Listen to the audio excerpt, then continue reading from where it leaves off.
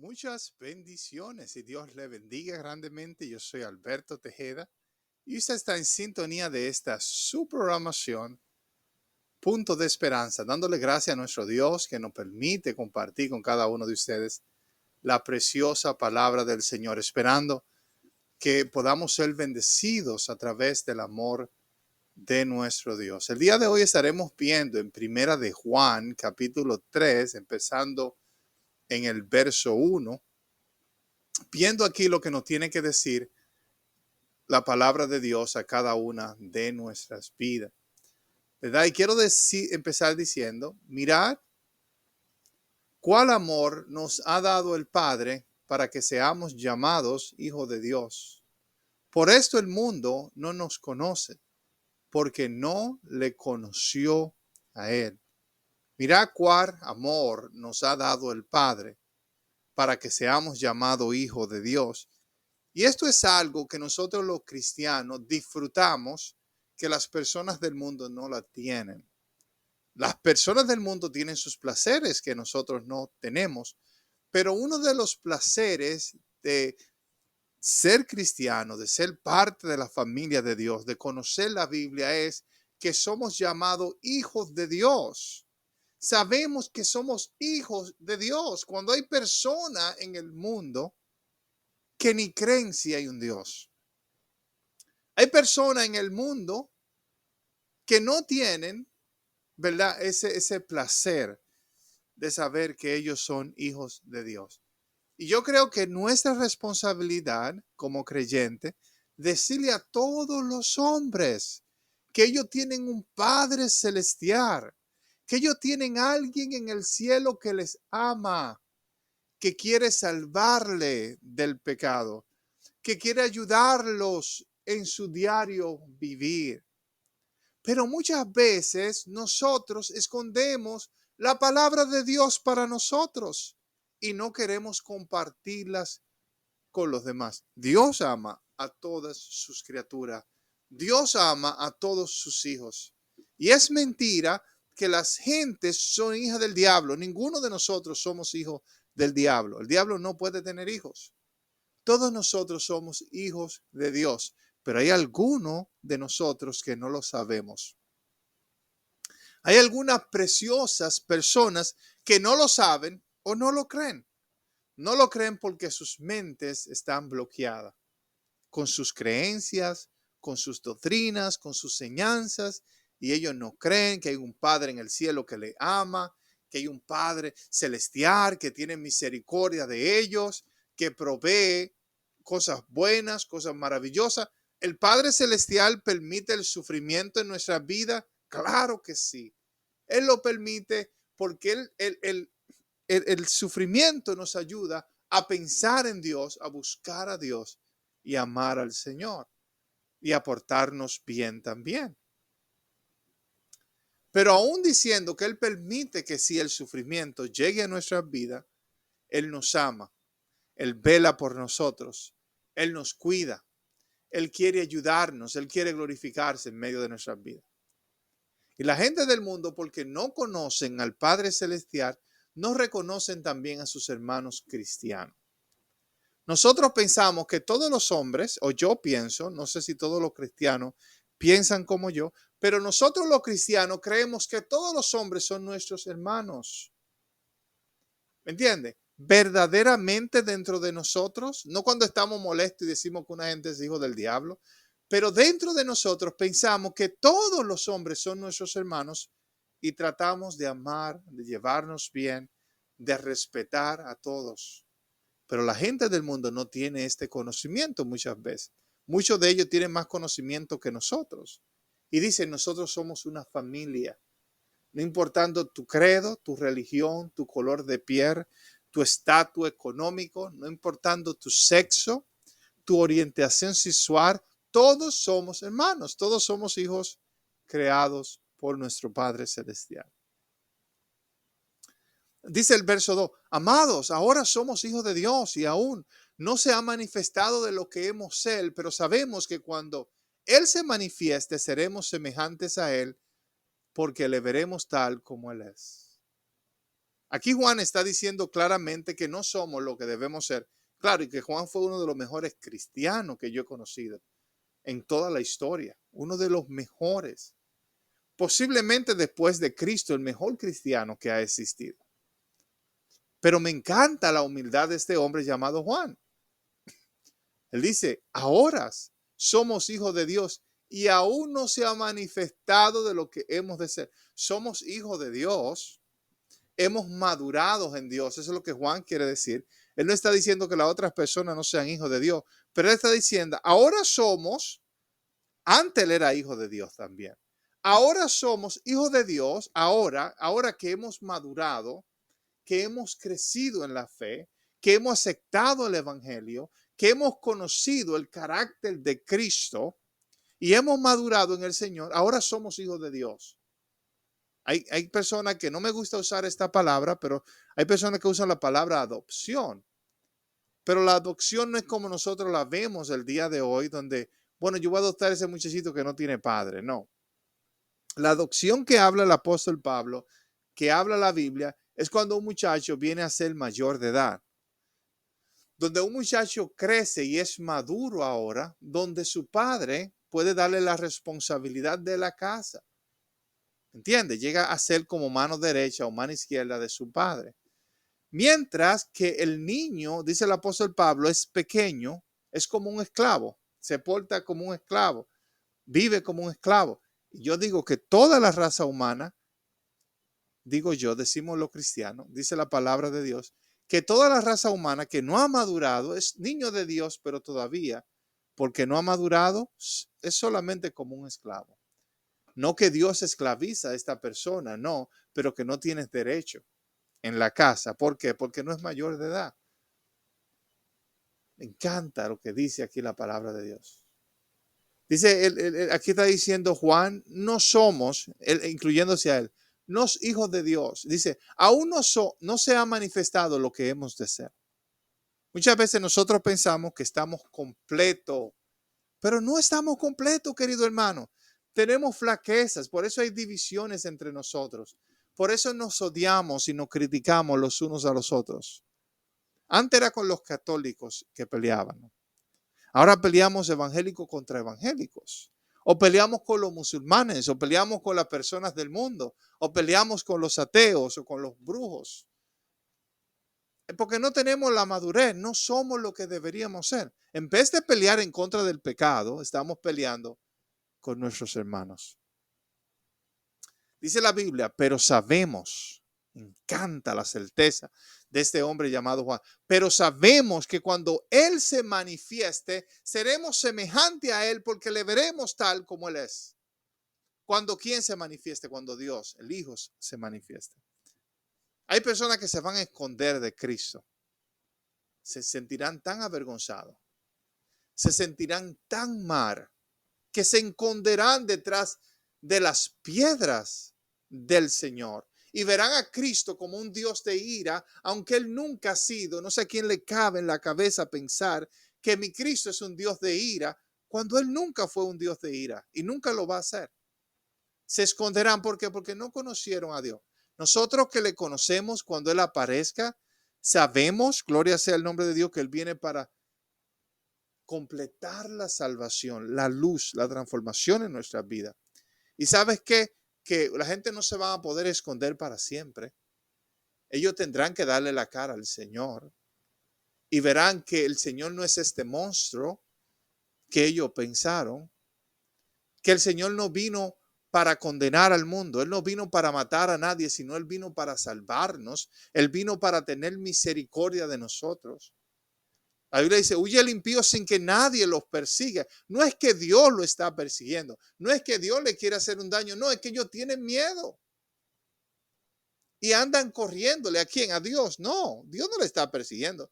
Dios lo persigue, claro, para amarlos, para tener misericordia de ellos. Pero cuando tú amas a una persona así, pone ascua de fuego en sus cabezas, dice la Biblia en el libro de Pedro. Y porque Dios nos ama tanto, Él pone ascua de fuego en nuestra vida. A veces sentimos que nos estamos quemando y no sabemos de qué. Y es el amor de Dios cubriéndonos, es el amor de Dios llamándonos, es el amor de Dios transformando nuestros corazones. No somos lo que somos todavía, pero lo seremos. Cuando Él se manifieste, aquellas personas que el día de hoy tú la ves con una chata de romo bebiendo en las calles, aquellas personas que tú la ves en la religión, pero que no aman a los demás, ¿verdad?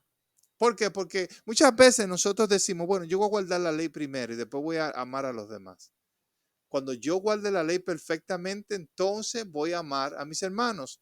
Y estamos equivocados, lo estamos haciendo de atrás para adelante. Debemos primero enfocarnos en amar a nuestros hermanos como nosotros mismos y después nos debemos interesar de guardar la ley. Pero lo principal no es guardar la ley, lo principal es amar a nuestros hermanos como nosotros mismos. Y yo les digo que cuando aprendemos a amar a nuestros hermanos como nosotros mismos, ya estaremos guardando la ley. Dice la Biblia, pero sabemos que cuando Él se manifieste seremos semejantes a Él, porque le veremos como Él es. Llegará un tiempo donde nosotros veremos a Jesús como verdaderamente Él es. No es un Salvador violento, no es un Salvador que está airado con los hombres, no es un Salvador que vino a condenar y a destruir, no, pero vino a salvar. Y todo aquel que tiene esta esperanza en Él se purifica a sí mismo, así como Él es puro. Y esta es la diferencia de las personas que tienen esta esperanza y de la que no la tienen. La persona que sabe el amor, conoce el amor de Dios, conoce la promesa de amor, de misericordia de Dios, se purifica a sí misma. Porque conoce las promesas, conoce la esperanza. Hay personas que dicen, bueno, si Dios va a salvar a toda la gente, ¿para qué santificarse? Es todo lo contrario. Usted está pensando equivocado, my friend. Está pensando equivocadamente. Cuando nosotros conocemos la esperanza del Evangelio, que no es solamente para un grupito de 7 o 8 personas, no, es para todo el mundo. Las promesas del Evangelio de buenas nuevas es para todo el mundo. Y cuando conocemos este Evangelio nos santificamos, nos purificamos. Ahora, ¿qué pasa con las personas que no conocen esta esperanza? No se santifican. Viven en sus pecados, viven en sus maldades. Pero quiero decirle que ese infierno no va a durar para siempre en sus vidas. Llegará un tiempo donde Dios ha de sacar a este enemigo de la raza humana llamado el pecado. Dios no va a permitir que el pecado o la muerte nos gane o nos tumbe el pulso para siempre. Llegará un tiempo donde Él nos va a redimir. Claro, y hay personas que no, hay hermanos míos creyentes que no creen esto.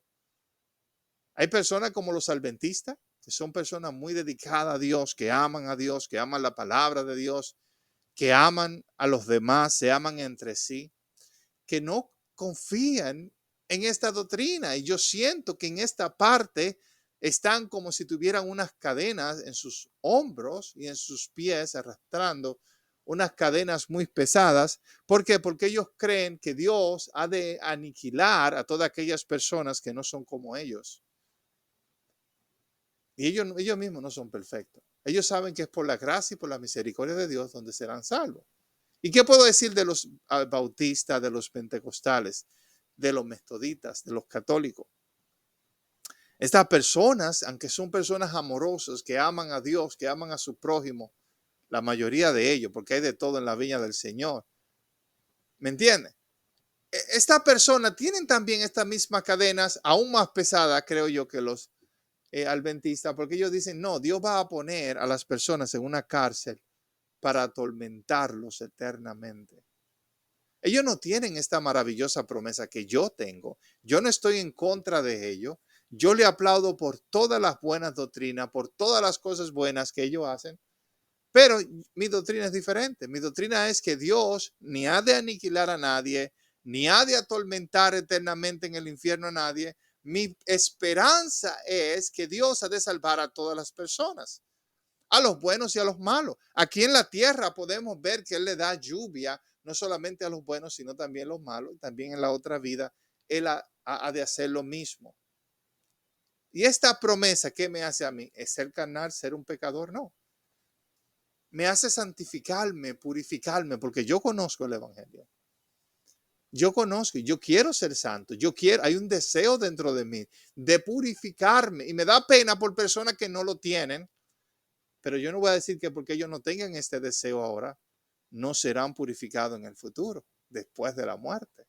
Eso es lo que yo creo. Claro que hay personas que me están escuchando ahora que ni en Dios creen, que me están escuchando solamente para escucharme hablar, pero ellos no creen que existe un Dios. Esa persona yo la amo y la respeto, claro, porque tienen muchas cosas buenas. Son hijos de Dios como yo.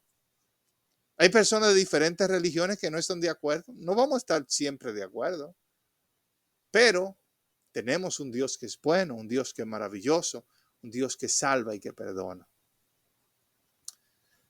Siguiendo con esta primera carta de Juan, en el capítulo 3, verso 4, todo aquel que comete pecado infringe también la ley, pues el pecado es infracción de la ley. Como le dije, si no queremos infringir la ley, tenemos que aprender a amarnos los unos a los otros. No, que yo amo a Dios, Dios sobre todas las cosas. Usted está equivocado, porque si usted amara a Dios sobre todas las cosas, Dios dice, ¿cómo puedes tú decir que me amas a mí cuando no amas a tu hermano que los puede ver? Y Dios no te manda solamente a amar a los creyentes, a los evangélicos pentecostal de tu iglesia, o católicos de tu iglesia, o bautistas de tu iglesia. Dios te llama a amar aún a tus enemigos. ¿Por qué? Porque no hay diferencia de persona delante de Dios. ¿Tengo yo que amar a mis hermanos en la fe? Claro, y me siento contento de saber que hay personas que como yo quieren ser santas y agradar a Dios. Son personas que son maduras, que han madurado y conocen el gran amor de misericordia de Dios. Pero yo no puedo decir que las personas que no han madurado, que todavía no se han convertido en hijos maduros de Dios, yo no puedo decir que ellos no serán transformados y que serán limpiados. Entonces, yo tengo que amar a mis hermanos como a mí mismo para poder cumplir la ley. No cometamos el error de decir, bueno, primero yo voy a guardar la ley y después voy a dejar para lo último el amar a mi hermano. Verso 5, y sabéis que el que apareció para quitar nuestros pecados y no hay pecado en él. Me encanta aquí lo que dice la palabra de Dios. ¿Para qué Cristo apareció? Él apareció para quitar mis pecados, pero no solamente los míos, sino los de todo el mundo. No soy yo que me quito mis propios pecados. Es Cristo que borra los pecados de mi vida. No es por mis obras, es por sus obras. No es por mi fe, es por su fe, es por su gracia, es por su misericordia que Dios lo hace. Y yo no voy a ser mezquino de decir, no, es solamente para mí las promesas. Porque yo lo digo, no es así, no. Dios, Él vino a salvar a todo lo que se había perdido. Y yo no fui el único que me había perdido. El mundo entero estaba perdido. Y Él quita el pecado de todo el mundo. Para eso fue que Él vino. Lo acepte usted o no. Acepte usted a Cristo como el Señor y Salvador de su vida. No, eso no importa. Llegará un tiempo donde Él te va a salvar, donde Él te va a perdonar y Él te va a limpiar. Si usted quiere seguir viviendo en pecado, siga viviendo en pecado. No se arrepienta, no venga a la iglesia. El mismo Jesús dijo, el que sea justo más todavía. El que quiera ser injusto, sea injusto más todavía. Yo nunca entendía lo que este verso significaba, pero Señor, tú estás mandando a la gente que haga lo malo, que se porte. Ya, déjalo. Y yo hago lo mismo el día de hoy, he aprendido. El que es justo, para mí, justifíquese más cada día. El que es injusto, sea injusto más cada día. En mí, tú quieres ser injusto, sé injusto. Pero llegará un tiempo donde ese libre albedrío que tú tienes de ser injusto, eso se va a acabar. Llegará un tiempo donde el Señor te va a santificar. Yo hice el cuento una vez de cómo mi mamá me cogía cuando yo andaba descalzo, jugando en el barrio, ¿verdad? Y ya un día vio mis pies que estaban tan sucios, me metió una pileta de agua y cogió un cepillo de eso de limpiar paredes y le puso jabón y empezó a limpiarme esos dedos mugrosos y sucios, el dolor. No era fácil. Primera vez que me lavaban los pies, ¿verdad? Y aunque yo soy mucho más alto que mi madre en estos días, pero en aquellos tiempos yo era chiquito y mi mamá era más alta que yo. Ella me agarró, me metió en la pileta sin preguntarme, cogió el jabón y empezó a cepillarme sus pies. Yo pensaba que mis pies se lo estaban comiendo un perro. Pero cuando terminó ella, mis pies quedaron limpiecitos. Y gloria a Dios por eso.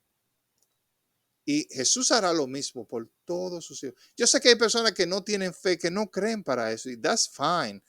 That's okay. Usted no tiene que creer, pero el Señor lo da de hacer. Sacar toda mugre, todo pecado de nuestra vida.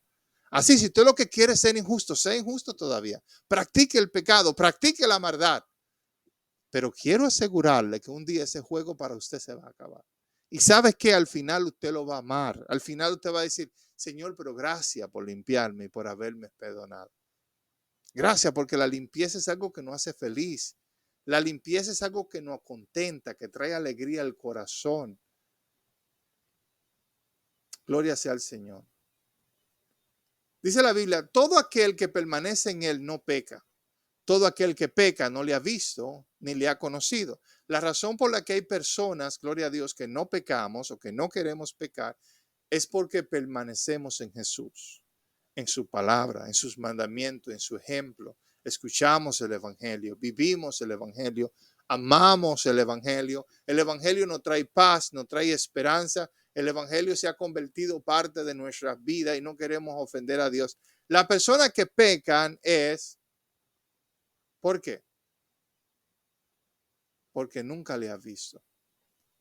Y ha visto no con los ojos, pero en forma de conocimiento. Ni le ha conocido, no ha visto, no ha conocido al Señor Jesús. ¿Por qué? Porque si usted ha visto al Señor Jesús, su vida cambia para siempre. ¿Me entiende? Su vida tiene que cambiar. Cuando usted tiene un encuentro, no importa qué machito usted sea, no importa cuánto ama el pecado. Yo he visto personas que han dejado su fama. Hay un pelotero muy famoso llamado Manny Ramírez, ¿verdad? Un hombre que dio tantos honrones, tiene tanto dinero y tanta fama cristiana. Juan Luis Guerra, un hombre súper famoso que ha conseguido todo lo que él ha querido en este mundo posiblemente. ¿Sabe a quién le dio su corazón? A Cristo. Porque cuando usted ha visto a Cristo, cuando usted tiene un encuentro con él, la cosa tiene que cambiar. El amor de Dios es muy grande. Y no quiero que se me sienta triste, porque ¿por qué yo no soy cristiano entonces? Si no lo es ahora, lo va a hacer en el más allá. Como dice aquel, aleluya, aquella canción, más allá del sol existe un lugar, hogar, bello hogar, más allá del sol. Y el Señor fue a preparar una mansión para cada uno de nosotros, para cada uno de sus hijos. Gloria sea el nombre de Dios, donde ya no habrá más sufrimiento, más pecado, más maldad. Esa es mi esperanza, esa es mi fe. Yo sé que hay muchos hermanos míos en la fe que no comparten eso, pero está bien, no tenemos que estar, no tenemos que estar de acuerdo en todas las doctrinas. Hijitos, nadie os engañe, el que hace justicia es justo como Él es justo. Cuando practicamos la justicia somos como Cristo, más el verso 8 que dice, el que practica el pecado es del diablo, porque el diablo peca desde el principio. Para esto apareció el Hijo de Dios. ¿Para qué? Para deshacer las obras del diablo. El que practica el pecado es del diablo. ¿Por qué es del diablo? Porque se está portando como el diablo. No quiere decir que es hijo del diablo, porque el diablo no tiene hijos. Pero se está comportando como se comporta Satanás. Y el Padre Celestial no quiere que este sea nuestro comportamiento. El pecado empezó con el diablo. No que él creó el pecado, pero empezó en él. Y las personas que deciden vivir una vida en pecado están imitando a Satanás, que es el padre de todas las mentiras. Pero para esto apareció el Hijo de Dios. ¿Para qué? Para deshacer las obras del diablo. Es aquí el evangelio. Si usted no sabe lo que es el evangelio, para esto apareció el Hijo de Dios, para deshacer las obras del diablo, para liberar la raza humana, para librarnos de este terrible enemigo que no has tenido esclavizado por tantos años. Hay luz después del túnel.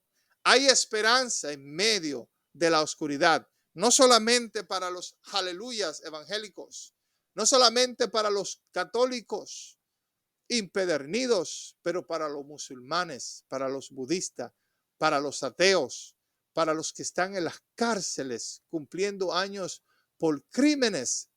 Hay vida en Jesús. Hay esperanza en el Hijo de Dios. Y esto es el Evangelio. Él vino para deshacer las obras del diablo. Y no hay nadie que lo pueda impedir. Ni yo, ni mi religión, ni usted. Él va a deshacer las obras del diablo. Y nunca es demasiado tarde para Dios. Es demasiado tarde para nosotros, para Dios no es demasiado tarde. Aunque usted se muera, que el tiempo de la gracia nunca va a pasar. Nunca va a pasar. Gloria a Dios. Todo aquel que es nacido de Dios no practica el pecado. Nacido de Dios, como le dijo, ha madurado en una adultez. Ya no es el niño, como los niños a veces que no saben lo que están haciendo. Es un adulto, ha crecido un adulto. Ese es el nuevo nacimiento. Que pasamos de ser niños sin entendimiento a ser maduros. Y el cristiano fiel y verdadero es aquel cristiano que ha pasado de ser niño de Dios a ser hijo adulto de Dios. Eso es lo que enseña la palabra de Dios. Todo aquel que es nacido de Dios no practica el pecado, porque la simiente de Dios permanece en él. La simiente de Dios permanece en él y no puede pecar porque es nacido de Dios. En esto se manifiestan los hijos de Dios y los hijos del diablo. Todo aquel que no hace justicia y no ama a su hermano no es un hijo de Dios. Que como le dije aquí, si yo leo este verso, claramente dice, y los hijos del diablo. Pero le dije, el diablo no puede tener hijos. No puede tener hijos. La razón por la que se llaman hijos del diablo es una persona que se comporta como el diablo.